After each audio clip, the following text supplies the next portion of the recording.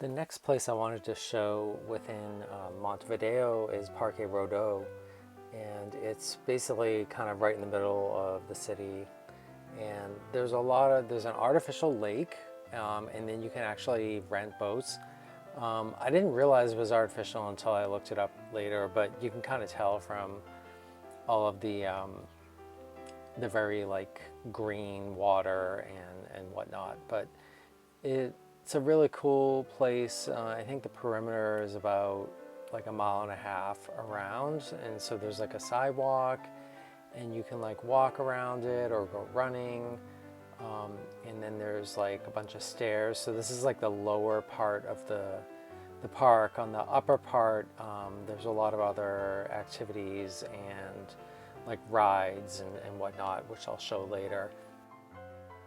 And then on this section, they were doing some work around the side. This was filmed in early March, so it was like late summer.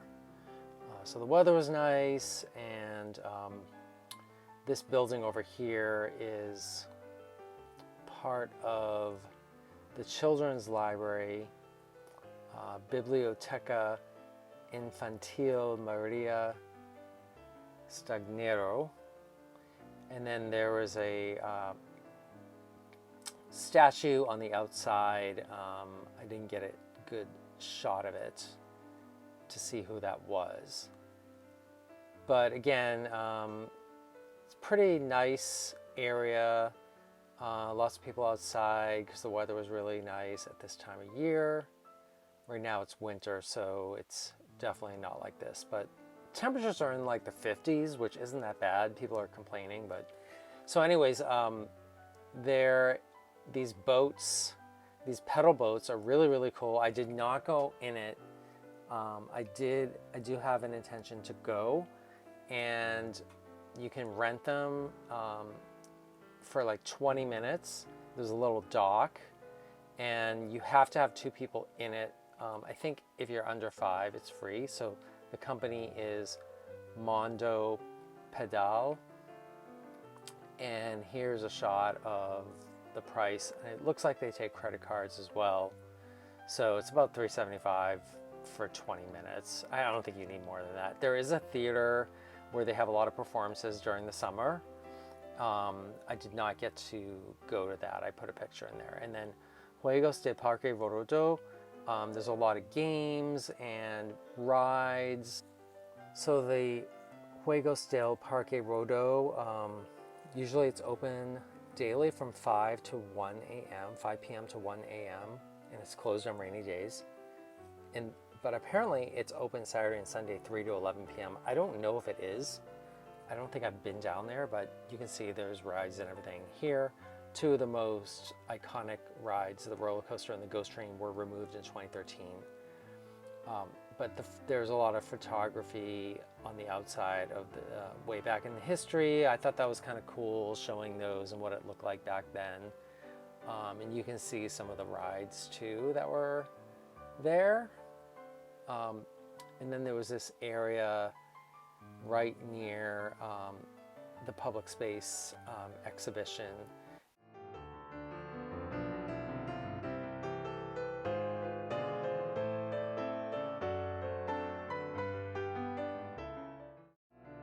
So this is the area, the Fotogaleria Parque Rodó, and it's a permanent open-air photography exhibit within the park, and the space is part of the Centro de Fotografía de Montevideo, and it aims to showcase images related to Uruguayan and Latin American history, heritage, and identity. The CDF is what they call it.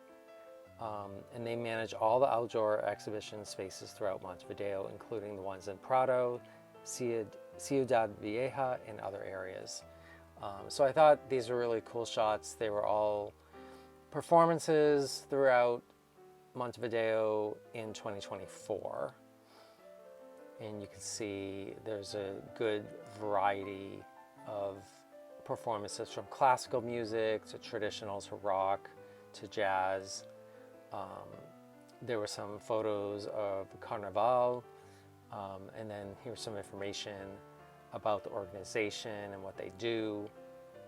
And then also they actually show you the map of everything where other art is located, so you can see that here.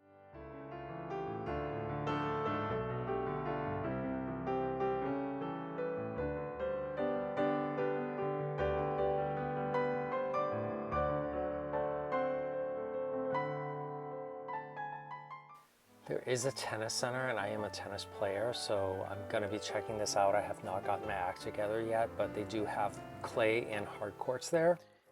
And finally, we went to the Museo Nacional de Artes Visuales, National Museum of Visual Arts.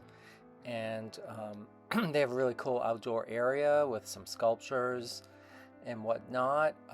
At this time, there was a different exhibition going on. That one is going to be the one that just started, July 23rd.